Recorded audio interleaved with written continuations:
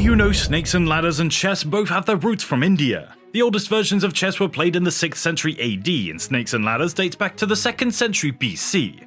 With an estimated 1.4 billion citizens, India has the second largest population in the world. The vibrant history of the nation goes back to the dawn of humankind. In this video, we will look at the Indian history in just 9 minutes.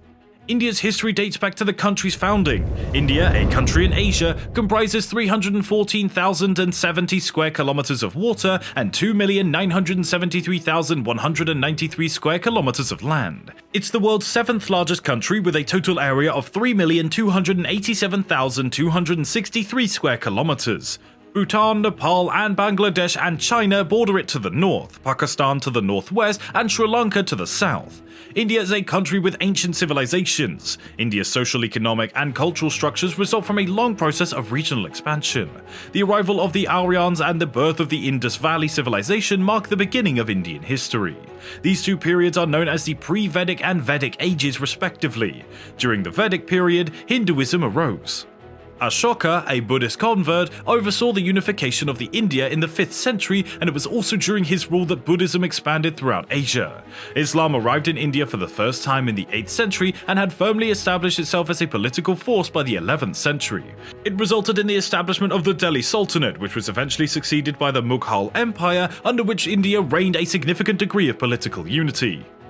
Europeans first arrived in India in the 17th century. This coincided with the Mughal Empire's disintegration, paving the way for the regional states.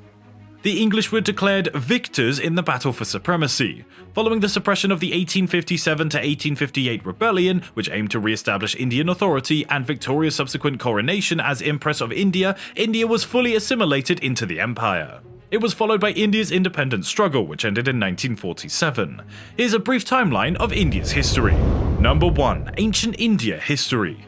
The Indus Valley Civilization and the arrival of the Aryans mark the beginning of India's history. The pre-Vedic and Vedic eras commonly refer to these two times.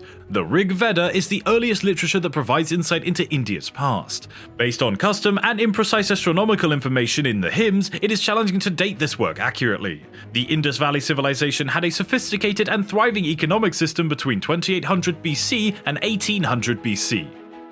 The inhabitants of the Indus Valley engaged in agriculture, tamed animals, crafted tools and weapons out of copper, bronze and tin, and even conducted trade with some Middle Eastern nations. Number 2. The Indus Valley Civilization.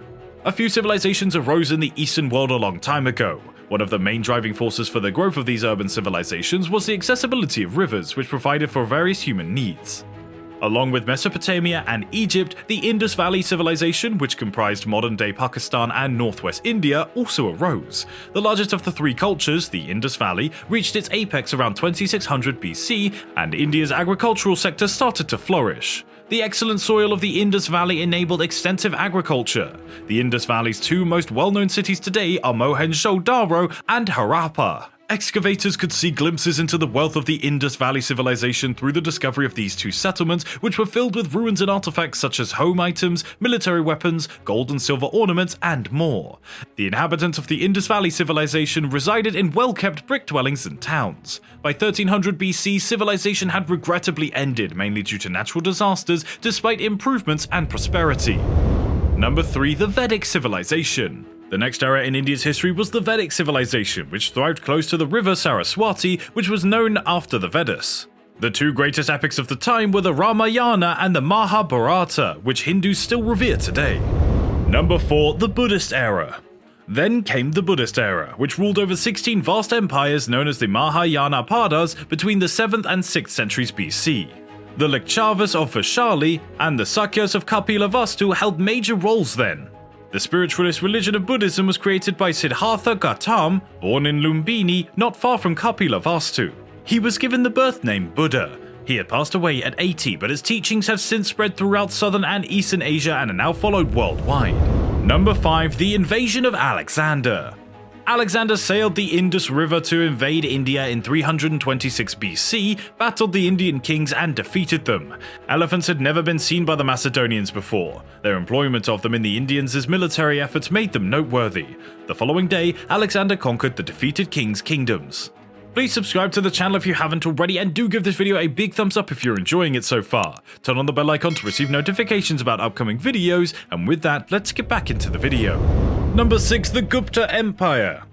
The Gupta Empire is referred to as the Golden Age of Indian history. Chandragupta I laid the foundation for his empire, which stretched from the Ganges or Ganga to the city of Allahabad when he wed the daughter of Likchavis ruler and was given the Pataliputra as dowry. Number 7. Harshavardhana. King Harshavardhana, who took the thrones of the Thanishwar and Kannauj after the passing of his brother, ruled the final of India's medieval kingdoms. Even though he had considerable success in conquest, the Deccan Indian Chalukya kingdom eventually defeated him.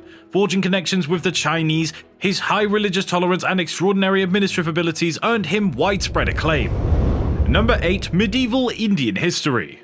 Islamic nations are recognized for supplying most of the personality for medieval India. In medieval India, dynasties and kingdoms lasted for roughly 3 generations. The Cholas were the essential kings around the 9th century AD. They controlled a significant area of South India, including Sri Lanka and the Maldives. Despite the courage with which the emperors wielded their authority and the conquering of several places in India, the empire ended in the 14th century AD due to an invasion by a man named Kafur Malik. The structures from the Chola dynasty are still in existence and are renowned for all their natural beauty. Islamic kings rose before the Mughuls established their significant empire. A crucial period in Indian history occurred before the beginning of the Bhakti movement with the invasion of the India by the Timur. In the 16th century, the Mughal Empire started to finally expand. One of India's greatest empires, the Mughal one, was prosperous and renowned as the united for the whole country of India under a single sovereign. The Mughal kings were Babar, Humayun, Sher Shah Suri, who was not a Mughal emperor, Akbar, Jahangir, Shah Jahan, and Aurangzeb.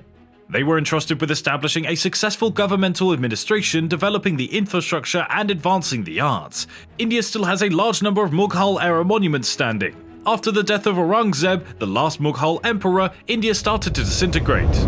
In India in the late 16th and early 17th century, there was a severe competition between European trading companies. By the second half of the 18th century, the English had outpaced everyone else and had taken the top spot in India. During their nearly 200-year reign, the British significantly changed India's social, political, and economic landscape.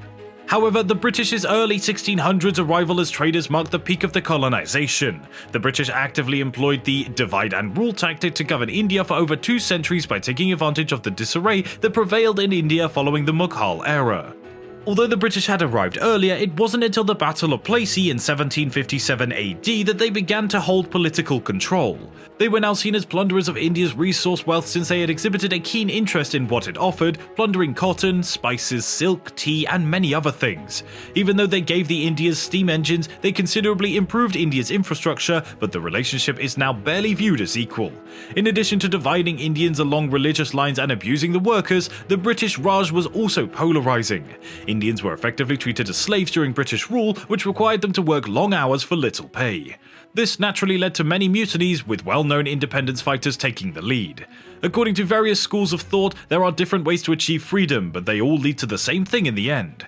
Although the British Queen had stated that the nation's aim was to support India's development, several problems materialized without their assistance. One notable instance of this occurred during the First World War, when Britain attacked Germany on behalf of India over India's protests. Millions of Indian troops also participated in both world wars as leaders of the British Indian Army, supporting the Indian resistance.